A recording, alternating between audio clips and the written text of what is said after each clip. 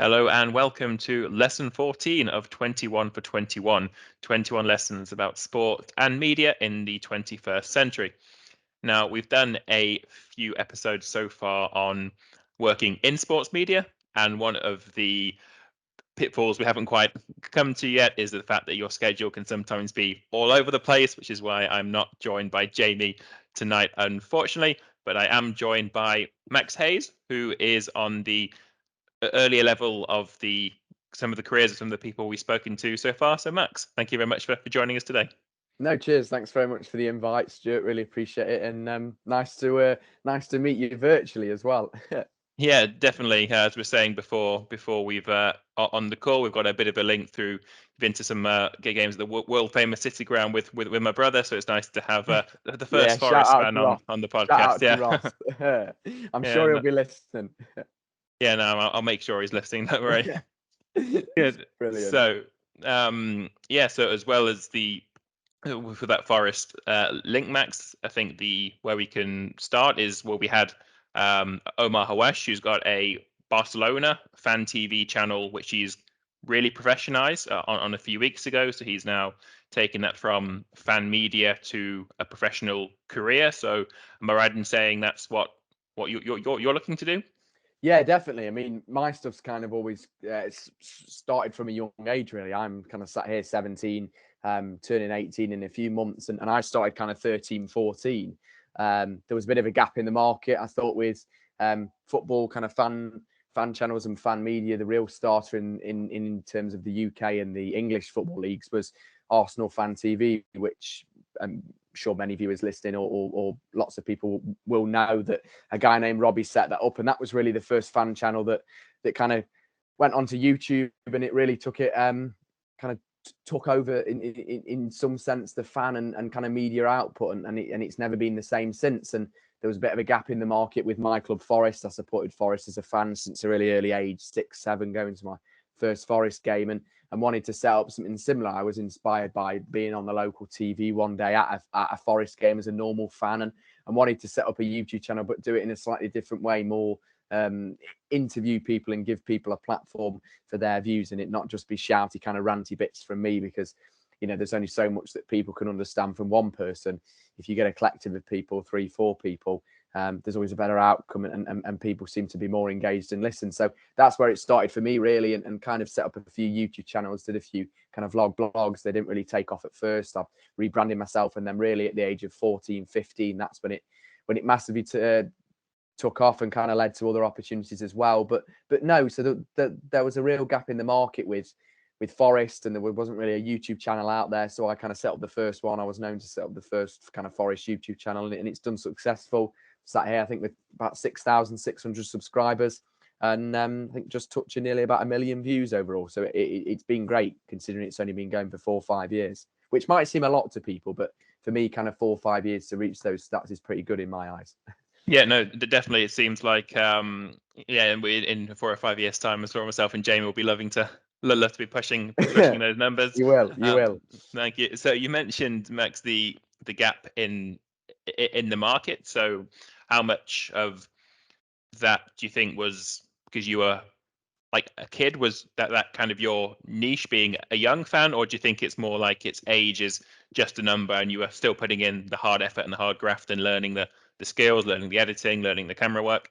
Yeah, it's always a difficult, that one, and I get asked that question a lot. I think probably when I first started, it was my age. I don't think anyone had ever seen a 13, 14-year-old go to a football match with a microphone before. I was hopefully, one of the first ones to do that. So that was unique. And again, the fact that Forest hadn't had a proper fan channel represent them before, there was a few dotting around, but they had small following. So for kind of me to come on the scene, and it was something a bit different than, because you get a lot of football channels that do vlogs, and my stuff was never really vlogs or recording the games. It was more post, pre-match, and fan interviews and engaging stories as well. Had the chance to speak to so many people, America and worldwide, that follow Forest over the world, and that seemed to be a really important message to capture, and people enjoyed. So yeah, I suppose my age kind of played a part in setting it up. But then at the same time, I'm kind of sat here today, and I attend college, and my college course is quite great.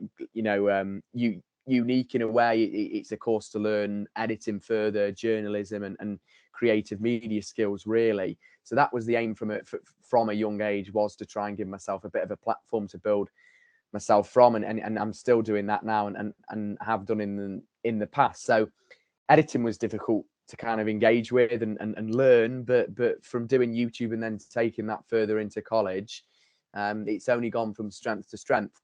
So yeah, it's kind of mix of everything, really. But I think probably definitely being kind of a 13-year-old with a microphone, going up to someone, they couldn't really say no when I asked them a question. Oh, that was it. How can they say no? It's a Yeah, nice thing to you got to work with what you got. definitely. So when you were 13, was it already at that age with the idea of you wanted to study a media course at college and get into the industry, or as it start, was it just something additional fun to add on to your experience of going to Forest games?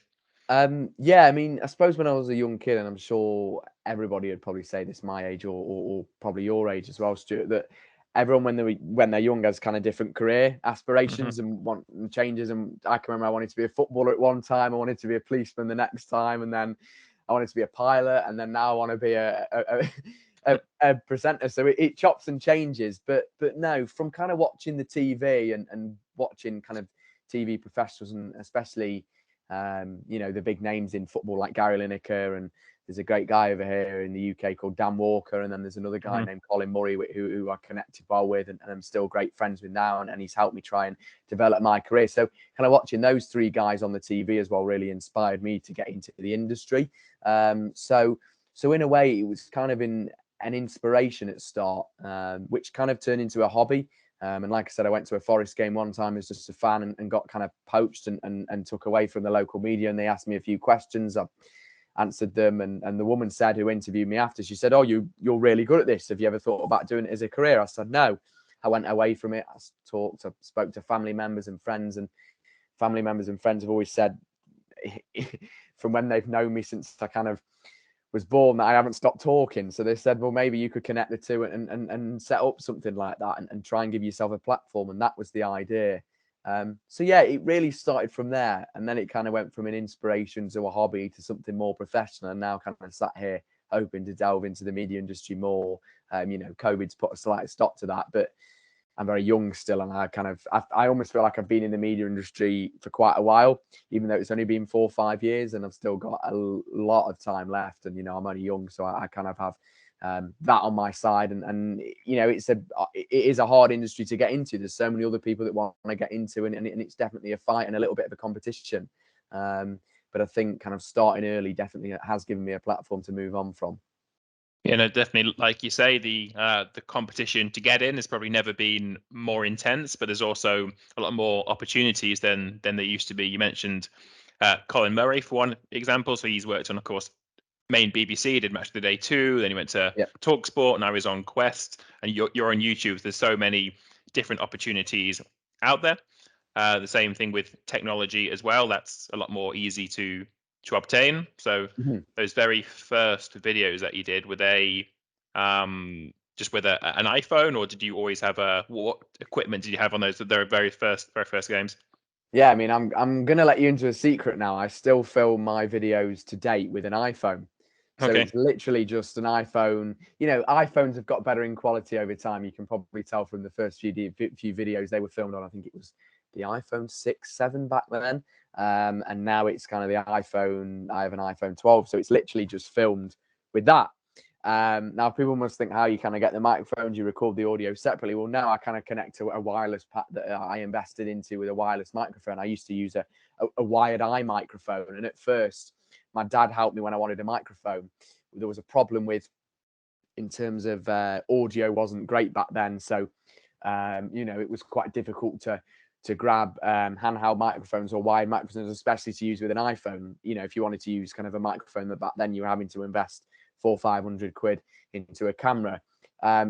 So my dad found a kind of lapel mic that you could clip on to your t-shirt and just do kind of normal stuff. And we basically found an old karaoke mic and then inserted the lapel mic into, kind of built my own microphone into the kind of microphone case, so it looked like it was a proper microphone were really, it was the lapel mic picking up. That's how it started. Then a wired microphone properly when those came out from a company named iMic, and then now a Samsung Go wireless pack, which does the job well. And in terms of when I first started as well, he always, when we talk, when I kind of, my dad and my brother have helped me before, and like I say, without them, I'd be really struggling and probably wouldn't be sat here now talking about what I've done without kind of people that have helped me. And they suggested, well, if you're going to try and do stuff in football grounds and around football grounds, it'd be very difficult to get camera equipment in, you know, which it is difficult. Sometimes clubs are so strict with what you can bring into stadiums and what you can't.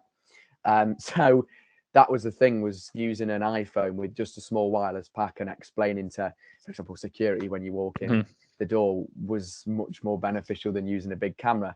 And the quality's always been great. I've never had a problem. I always think, and that's the beauty of getting into the media industry now, and I'm grateful for, is with platforms like YouTube and social media.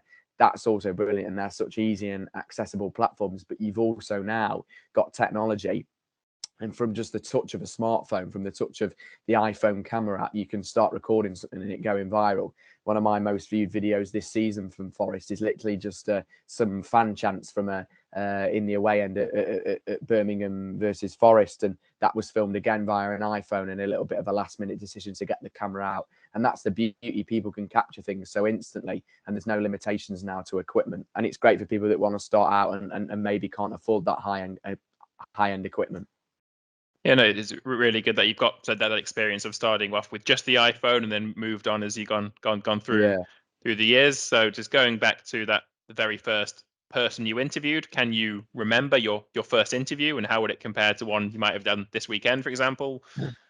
Yeah, I mean, oh God, it's a good question. I'd probably have to look back through the old Match Day with Max YouTube videos, but I think it was just a normal. It could have been a family friend. It could have been a guy, a family friend named Steve. He was one of the first people we kind of interviewed because it was someone I knew. Or I think actually it could have been Mansfield Forest. It was a pre-season friendly, and there was just some fans in the concourse that I kind of went up and poached and asked. And yeah, and I think it could have been those guys. I'd actually have to have a look. But no, comparing to the person that I interviewed, well, last weekend we did some live reaction outside the city ground, and that was with a guy named Mark, who ran a American social media blog covering Forest from America. He was from, I think it was Toronto. I could be wrong there. But he kind of came over to the UK and came to his first Forest game since COVID.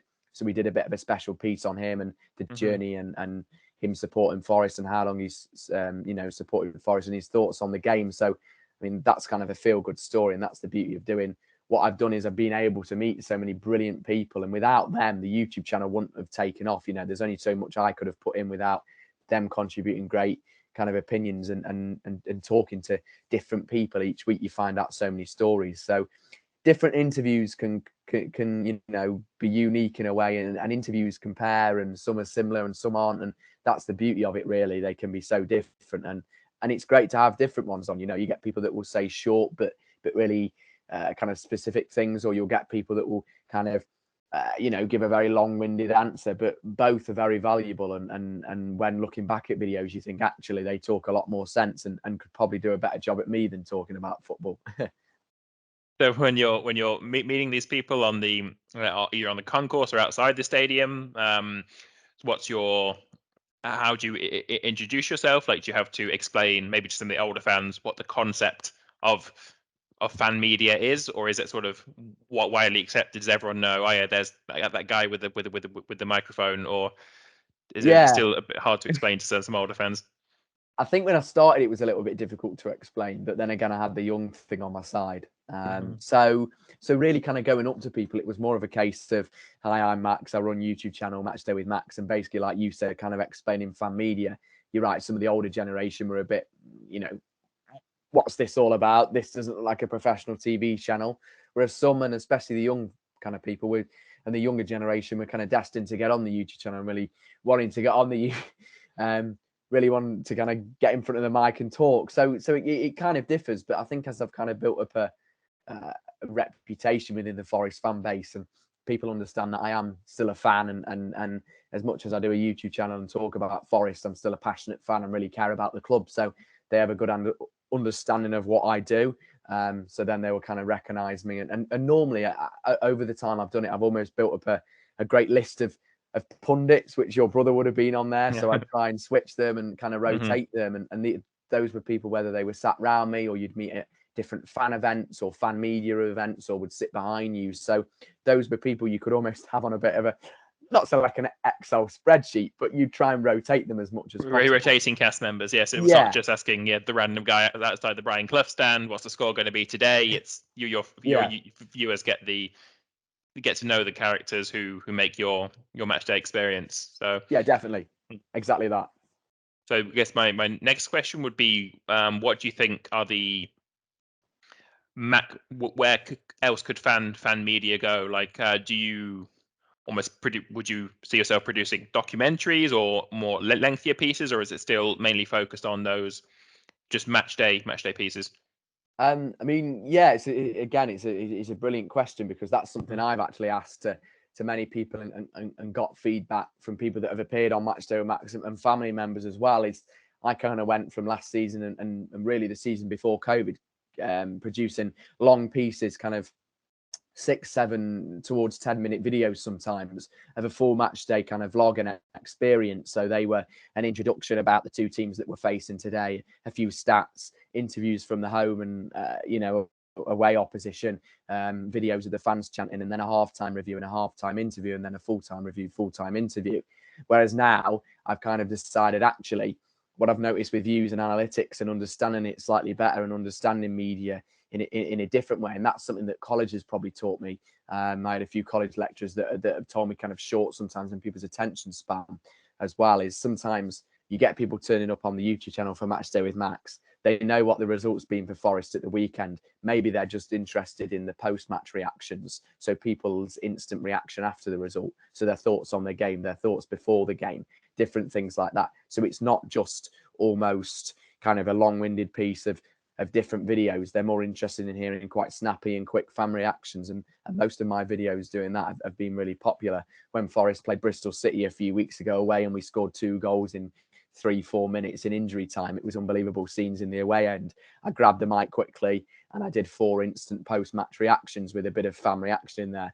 That's the most viewed video, well, the second most viewed video forever for Matchday with Max, and most viewed video this season so far, with around 11,000 views. So for me, that was really successful. So you're right, in a way it's difficult to engage it sometimes. However, I do think documentaries are popular. I watch a lot of fan channels in the UK, the likes of Copper 90, and I'm sure they've done stuff in Germany as well. I know a great guy there, Jamie, who produces a lot of the documentaries and fan stuff for them, and they did a documentary on Forest once, and I watched their documentary on Leyton Orient once. And longer pieces, almost sit down, and the beauty of now with smart TVs, connect your phone to the TV and watch long-winded pieces, something that you might not be able to get on mainstream media or TV channels these days. So yeah, documentaries is something I've definitely looked at. I completed 2 when I worked for Mitre Sports doing some FA Cup stuff. I completed 2 on Rochdale, 3 actually, Rochdale, Newcastle and Solihull Moors. They were kind of 10 to 20 minute short pieces that would go out on their website and prove to be really popular as well. So yeah, there's lots of different ways. Podcasts are popular now, as we're sat here talking on a podcast. It seems like every man and his dog does a podcast these days, but I think it's great. There's a wide range of podcasts you can listen to. And for me, even though I don't host a podcast, I'll try and get involved in some, and I really enjoy listening to podcasts. I listen to various different podcasts, whether that's on sport, news, current affairs, climate, various different things. It's always interesting. So it's difficult to predict where the fan media could go, but it's definitely the future and could potentially take over things like TV channels one day. So that's another interesting point. I mean, you mentioned an internship or a work experience you've done for Mitre. So, yeah, I mean, it's almost the 2 strands. Almost the potential of fan media could be so great that fan media could be your career, or at some point you have to say goodbye to doing your fan media video for Forest because you're working as a reporter at Fleetwood versus Accrington for Sky Sports, just as an example. So what? Yeah. So do you want to talk about some work experience you've done so far away from the Forest stuff, and how your fan media work either helped you get the position or the skills you've learned there helped you in the job? Yeah, definitely. I think for me, and probably to answer the question at the start as well, I'd like to maybe get away from fan media at one point, keep it on the side and still do bits. But my dream is to become a general news presenter, or like you said, a Sky Sports presenter. So something like that, covering not just Forest and other clubs, whether that was in a fan media format or a TV channel kind of format, or mainstream media, perhaps. I'd like to do that in a way and experience everything. But in terms of kind of work experience I've done away from Forest, well, the YouTube channel kind of gave me a platform. The Mitre stuff came along, so I won a football blogging award, they were called, a few years ago. So I won it once the first year, which was funny enough, live on Sky Sports. It was a real kind of global event, and it was a real honour to win it, really. I was really lucky. There was some great people in my category, and it was fan media competing for awards, and I won the judges' vote. I couldn't really believe it, to be honest. And then years later, I kind of went, do you know what? I'm going to go for it again and maybe try second time back to back, like Forest did with the European Cups. Sorry, I had to get that Forest reference in there. And then Ross will be pleased. And then I kind of ended up applying again and going through the nomination stage and getting enough votes. And then I got the Judges Award again, which was a slightly different award that time. But Mitre sponsored my award and basically said, oh, we'd like to send you a football, just to say congratulations on winning the awards. Got chatting to them and they were like, look, we've got FA Cup tickets for you. Would you be interested in covering the FA Cup final? It was Manchester City, Watford at the time. I think it was City beat Watford 6-0. They broke a record. It was an insane record. They broke something like, it was the first 6-0 since Bury Derby in the League Cup final or something at Wembley in the 1950s. It was ridiculous. So it's not so ridiculous. Derby we're doing a record defeat. That's what yeah, that's very well said. The Derby fans will hate us for that, but yeah. So I had the opportunity to cover the FA Cup final, and that was huge. And then from there, really, I signed a full contract with Mitre as an ambassador type presenter. I loved everything I did with Mitre. There was a real great set of people there that I worked with, and really opened my eyes to what it was like working in a proper company and not just doing my own stuff, and also doing fan media and producing it, and what worked and what didn't work, and if I could go back now and change it, and what maybe they could do differently. So yeah, there was lots of positives and potentially negatives and things that I could take on board for myself.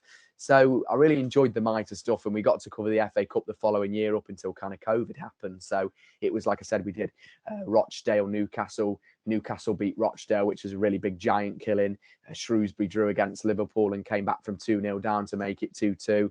And again, that was a massive giant killing. I had the opportunity to interview Steve Bruce, which was kind of off the moment. And I just went up to him and asked him, and someone like him to interview as well was a big name, and that kind of helped my career and contacts wise as well. The Mitre stuff was great. That kind of came to an end about 3 months after the first lockdown in the UK. They kind of took a different path, and they said, look, we really appreciate everything you've done. But no, I really enjoyed the stuff with them. And then another thing really was, and this was, I suppose, more of the getting away from the fan media again, was I had an opportunity around January, February time in 2020 to work with the BBC for CBBC, which is the kids channel for the BBC, and we produced about 8 episodes. We recorded 8 episodes for a programme that was going to be linked with, similar to Match of the Day, but for young people. So it was football gossip, football transfer rumours, skills. I was lucky enough to be the main presenter on there, alongside kind of 2 freestylers that was with me, and 2 kind of co-presenters, and they were great, and we bounced off each other, and I really enjoyed it. And I kind of look back at some of the filming we did now, and it was a real shame because that never got aired because of COVID. So that COVID happened, and they were like, look, we filmed 8 episodes, it will resume. And then June, July came, and the BBC were making lots of cuts, so we were kind of one of the shows to just get cut. And that was a real shame, because that was the opportunity for me to kind of launch myself off really into mainstream TV. Yeah, definitely. And potentially, if maybe COVID hadn't have happened, I'd be sat in a different position now. But it also taught me a lot, that potentially actually the fan media stuff was great.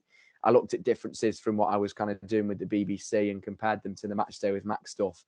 and I really enjoyed both. But then there were some parts of the match day with Mac stuff I'd actually say, well, I can go back and improve this, or I'd do this differently now from listening to producers and other people in the industry. So yeah, those are kind of two things I've done outside, and I've done live event work and things working with kids and in charities and grassroots football around the Nottingham area. So yeah, lots of different things from strands away from just the forest blogs. Yeah, and it's taught me a lot. So I kind of I would like to go back into it, but probably in a slightly different way as well. Okay, nice. So you mentioned your college course. So without wanting to insult any of your teachers, it sounds like you could be teaching the class. So so what sort of would you say is is getting this formal qualification something to fall back on, or do you really think it's or is the course giving you the opportunity to network further and to develop things you perhaps not thought about previously? Well, I mean, the course for me was quite a bit of a last minute decision because I was working at the BBC, and then that got cut short, and I wondered whether I'd be able to get some kind of formal apprenticeship internship with them. I applied for numerous colleges, and the college course really kind of was similar to kind of about 30-40 minutes away from where I live, and it really caught my eye in a way because it was a little bit different, and my stuff had been predominantly in front of the camera. And actually I said to myself, maybe it's time to learn stuff behind the camera. And learn more of that editing software for all the fan media stuff. So I wasn't limiting myself for future opportunities if I had to do some filming or photography or editing and things, and script writing even. Yeah, so the course for me, I kind of started that, and it was after as schools reopened in the UK after the first lockdown. So that was big because it was a bit of a different scenario. But no, I mean, the people in my class are brilliant. We're all passionate about getting into the media industry. We've all had different experience. We've all got different backgrounds, and that's something that's really worked well. The course is officially kind of named creative media with film and TV, and it's not just journalism. It's not just script writing. It's lots of different things, and it also is teaching you how to be professional in the creative industry. Currently, I'm doing a project where you're looking at kind of progression and building yourself with employability materials for the future. So that's things like showreel creation, CV creation, digital blog posts, and things like that. So that would and things like that have helped me look at different routes into fan media and in the media industry. So yeah, it's a real popular course, and we get taught by lecturers and teachers that have had experience in the media industry, and that's really key.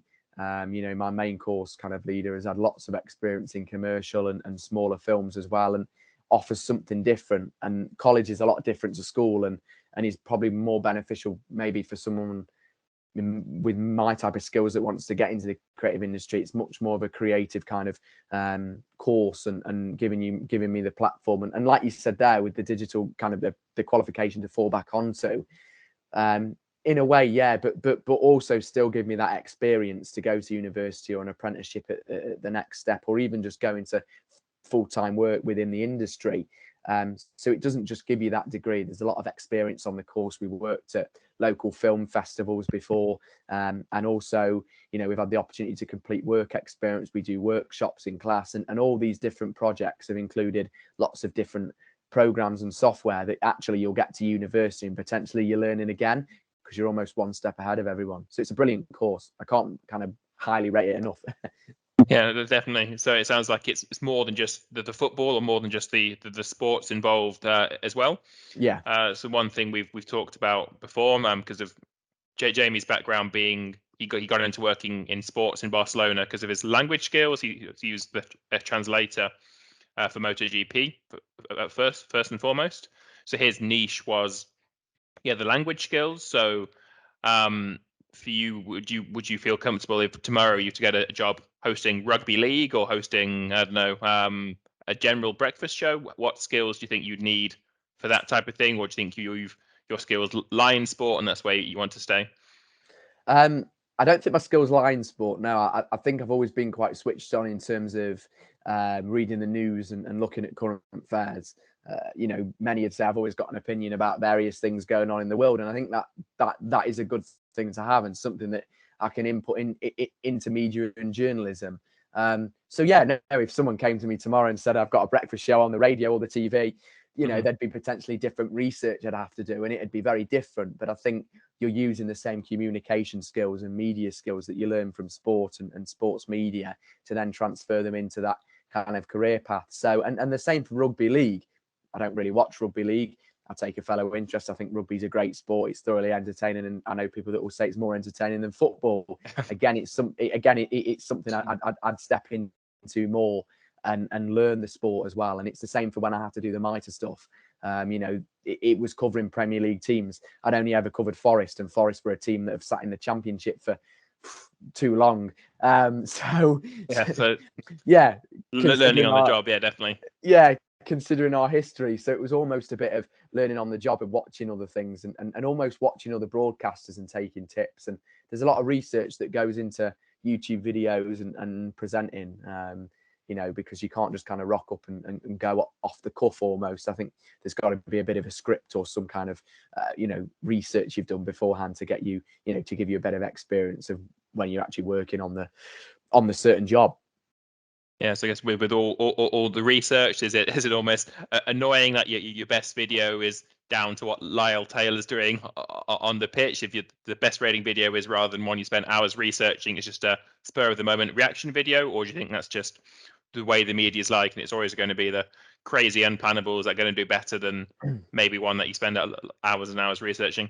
Yeah. No, I agree. For example, the Bristol City Forest game, I took the microphone. It was a Tuesday night, a cold Tuesday night in Bristol with school and college in the next morning and a late drive back to get back at 1:30 in the morning, and with no intention of doing a video. But because I had a microphone, that was where the skills of maybe just literally kind of click of the fingers and let's go and doing that. So yeah, it's a weird one when kind of footballers on the pitch almost influence what you talk about. But they have a profession, and I suppose you could say people in the media have a profession. They link with our profession, we link with theirs, and we talk about them, they talk about us, they help us have things to talk about. And that's the beauty of football sport, and not just football sport, the media in general. It is, you know, ever evolving, it's always changing, and there is so much to talk about. And that's why I think presenters and TV anchors and news reporters and journalists, the jobs are never going to be lacking in a way. There's always things to talk about. Yes, there might only be a certain few on certain subjects, and it might be difficult to get into, but they're always going to be around. So it is interesting when you put hard work in. It's like I put hard work into when Forest appointed a new manager, Steve Cooper, after sacking Chris Hughton. We did some, again, instant fan reactions and filmed Cooper coming out of the tunnel and things like that, and doing that, and then the video to only get 2,000 views is a little bit disappointing considering how much effort you put in. However, I always think, and I've always had this input, and especially from family members that have said this to me, is that it's not always about the views. It's about giving yourself a platform to launch on from, because if you know, you'll have more experience than other people. So for me, it's never been about the views, really. It's about creating content that experience, A, people enjoy, B, I enjoy doing it. That's the biggest thing. I think if you enjoy something, then you'll always want to do it, and C, really, that I can get something out of it, and so far I have, really. Nice. So we've spoken earlier episodes of the podcast. We mentioned a guy called Ibai Llanos, who's he's a Twitch streamer in Spain, who is suddenly getting all these exclusive interviews with Gerard Piqué and Lionel Messi. So he's gone from Twitch streamer to being one of the top journalists in Spain, which has caused a lot of pushback from traditional Spanish journalists who are saying, why aren't we interviewing Piqué and Messi? Who's this guy? So have you noticed any of that from maybe more established traditional journalists who are almost dismissive of what you do, or have been less than helpful, or has it been pretty friendly, your experiences in the media so far? Yeah, so it's a weird one, that I'm sure there is people that maybe have said that behind their back. There's certain people that might be sometimes a bit when you ask them questions or ask them to help you in a way to get into the media industry, I think a lot of people in the media industry sometimes can have the attitude of, well, it's a difficult industry and I struggle to get into it, so you'll almost have to struggle to get into it, which is bad, really. I've had people kind of come up to me before and say, is there any advice you can give me on how to set up a YouTube channel or a fan media channel? And I will try my best help them. There's a young lad that covers Bristol City, and he literally came to me in the middle of lockdown and was really struggling, and said, how do I do it all? I taught him. I've given him some coaching and guidance, and I think, that's great, because I had that, and I had that from different broadcasters. I mentioned the likes of Colin Murray and other YouTubers out there, Robbie from Arsenal Fan TV, who has always been so supportive of me and always wanted to help me. So yeah, in the media industry, it can be funny, and it's one thing that I don't particularly like about the industry. However, I think sometimes if you're a little bit of an underdog in the background and people are talking about you, even in a bad way, it doesn't matter. You're still focusing on what you're doing. You're focusing on your success so far. And I think if you almost forget those people and focus and channel your kind of inner strength into what you want to do, then then your career will only go from strength to strength. But mainly the experience within media, and especially within footballers and interviewing footballers and managers, the experience has been friendly. You get the odd few at football clubs, you get the odd few at TV kind of and radio stations, but you're going to get the odd few in every industry in a way. But I think the media industry has a lot to offer, and there's definitely room for some some people to come along and this isn't just me, some people to come along and kind of overtake me and be more unique. There's definitely something that I follow a guy who does some Stoke stuff for Team Stoke, little lad named Sam. He's brilliant.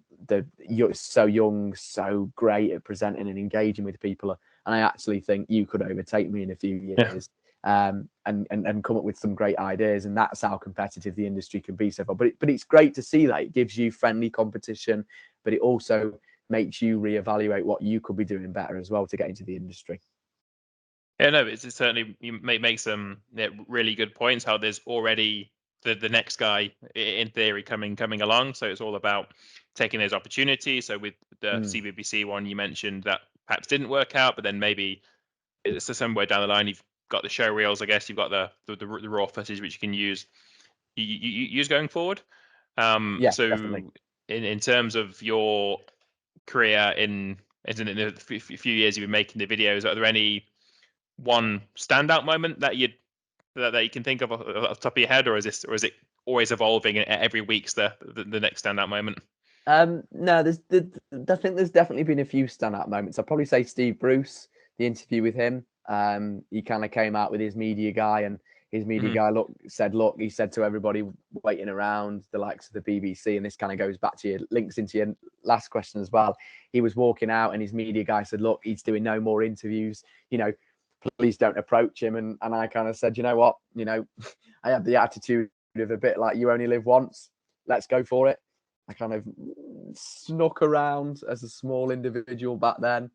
I've probably grown a bit since then. Kind of snuck around the back and literally kind of approached Steve Bruce. And without his media guy getting in, he said yes to it. And he said, I'm only giving you the interview because you had the balls to ask. So that was really kind of funny and promising in a way. And all these other people were watching, kind of saying, who is this kid? So that kind of links in with your last question. That was definitely a standout moment. There's been lots of standout moments covering Forest in great moments when we were high flying in the playoffs and in the top of the championship. The Sabri Lamucci season pre-COVID was great. There's been so many good interviews. I had a really good interview at the there was a Colin Murray works for Quest TV in the UK, which covers the Fallanders, the highlights, and he was with Ian Holloway and Chris Powell, who were doing the highlights at the time. And I did an interview with them at their kind of EFL on Quest launch at Charlton. That was a brilliant, so much fun, and some things that you couldn't put in the video that were maybe outtakes and perhaps not PG, but so many fun things to include in there. And like you said, it's always changing and ever evolving. However, those two would stand out. And then also pre-COVID, actually, I'd like to say in COVID during the lockdown with Max stuff, Caroline Barker and Michelle Owen, I think you mentioned kind of before we came on air as well. You talked about those. So those two were really kind of key individuals who I've aspired to, and watching the media industry and really having an interest in those two. And they were two favourite interviews of mine as well. There's so many to pick from. I can't really pick one, to be honest. No, it sounds like you've had a really exciting time so far. It's been fun doing it as well. It's been really fun.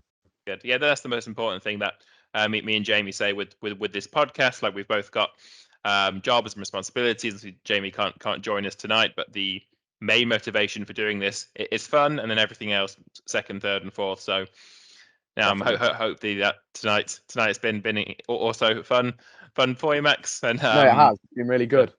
Good. And yeah, before we go, so the title of the podcast is 21 Lessons for Sport and Media. So if you could think of one lesson, either for other fan media or anyone in general, would it be, as Steve Bruce said, have the balls to ask, or would you phrase it slightly differently? Your one lesson for sports and media. For me, and maybe this has been said before, but keep going. One of the biggest things I've found is sometimes you lack motivation. You come home and you have to edit a video and spend 3 hours and perhaps not get the best night's sleep, but it is all worth it. Keep going. COVID has given me a lot of setbacks, and I've had to actually evaluate myself in COVID and look and say, actually, no, look, it isn't the end of the world. Me losing a media opportunity, there was plenty worse happening in the world, and that is the thing: is realize the bigger picture, and that sometimes you might feel it's moving slow with views or with you or in the career, but just keep going, and eventually you will get there. Hard work's the key, and also being yourself, being creative, and being unique. Have something about you that's different, whether that's in the fan media process or you as an individual. So definitely that lesson, and then probably to chuck in there as well, having the balls to go up to ask someone and almost not caring about what others think. I kind of set up my YouTube channel throughout my school years. I got sometimes a bit of banter or picked on from other school individuals, but for me, I kind of look back now and actually think I'm in a better position than them, possibly with the platform I've created. And then possibly, and this could be another one. I'm probably going off and giving you 3 lessons here, but really another one is probably just to thank those around you. It's like tonight, coming on a podcast like this. I really appreciate the invite. I love doing things like this and talking. And again, it helps you as an individual decide what you want to do. So thank those who help you, because you don't know when you'll need them again. And they're such like key individuals to YouTube channel and my college course and overall media career. I've connected with so many brilliant people, and networking is key as well. And definitely. Well, Max, thank you very much for your time. Thank you very much. I appreciate it. Yeah, no, it's really been interesting again speaking to somebody at the different end of their careers from who we've had on previous weeks. Before we go, where can the listeners find you on Twitter and YouTube? What's the best accounts? Twitter's probably the best one. If you want to see my personal profile, that's at Max D Hayes, kind of all one word and together. So that's not just Forest stuff, that's other little bits and various sport and other media things. I tweet a lot about sport media and what's going on in the world sometimes. And then kind of the Matchday and Max stuff on YouTube, I'd thoroughly recommend you go and check out the Mitre stuff we've done. There's been some great stuff we've filmed there. And the same for the most recent videos as well. There's some really kind of, and even if you're not a football fan as well, I've had a lot of people message me saying that they're not football fans, but it's really educated them on YouTube. So Matchday with Max on YouTube. And then if you want to kind of see my show reel from a wide range of work, just search Matchday with Max and search show reel as well. So that'll all come up. But really appreciate the invite onto the podcast. I'm really grateful for being on. It's been good. Great, Max. We'll really appreciate having your time. And yeah, thanks all to listening. And remember to like and subscribe 21 for 21. Cheers, guys.